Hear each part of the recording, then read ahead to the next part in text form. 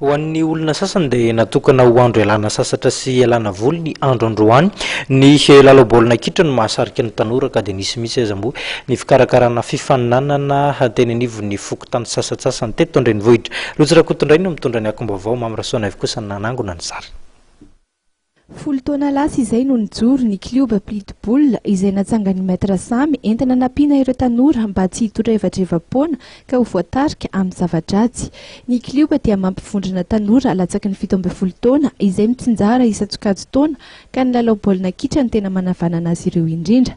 Tamin'ny androany amin'ny mahandro fialan-tsasatra ny fotoana ihany koa dia nanatanteraka fifaninanana kely ny klioba ary koa nentina natao fialamboly ho an'ireo tanora ireo. Manodidina ny 100 eo ireo tanora avy amin'ny fokontany maromaro toy ny etsy Ankorondrano, Ankazomanga, eny hatreny Manjakaray. Zay zany manodidididina eto Tsaramasay, Ankorondrano, Ankazomanga. Rehefa vakanso ohatr'izao zany dia mitaiza tanora matetika zay moa efa ela zay no manao an'io fa le tsy fahampian'le reto-manana zany dia juste mitaiza mba tsy varianan'le ankizy amin'ny zavatra hafa zany. Zay zany. Za zany efa isan'ny ela mitaiza satria ny anahy efa nisy 10 taona zany nitaizako tanora ireo tanora ireo zany rehefa manao entraînement dia manao arts martiaux kely satria za maître martiaux. Tonga maro ireo ankizy tetỳ amin'ny tany malalaka ety amin'ny boulevard de l'Europe nijery ny fifanitsanana izay nataon'ny klioba Pitbull ny tamin'ny androany maraina.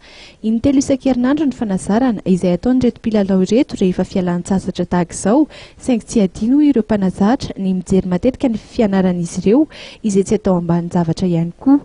Erim-po madiodio-ny maître Samy avokoa ny momba ny fitaovana rehetra izay ampiasain'ireo ankizy, saingy noho ny fitiavana ireo ankizy ny tenany dia tohizina hatrany ny asa fanasoavana ny tanora. Na izany aza nefa dia misedra olana eo amin'ny enti-manana ny klioba Pitbull ary miandrandray ihany koa fanampiana avy amin'ireo malala-tanana hanampiana ireo tanora malagasy. Aza dindry fa zomany ny andro rampitso ivoaka rao amin'ny rampitso indray zany ny gazety Lela Moderna, ny gazety Mahery, laharana vaovao, lohateny vaovao ary tsy hijanona ary tsy hiala ihany koa ao anatin'ny lohateny nafantarana azy ny tontolon'ny fanatanjahantena ity gazety ity. Dia ho faranantsika hatreto ihany koa tompo lasy toko vavy ny fampahalalam-baovaontsika ho amin'ny rampitso indray ny fotoana manaraka. Veloma tompoko.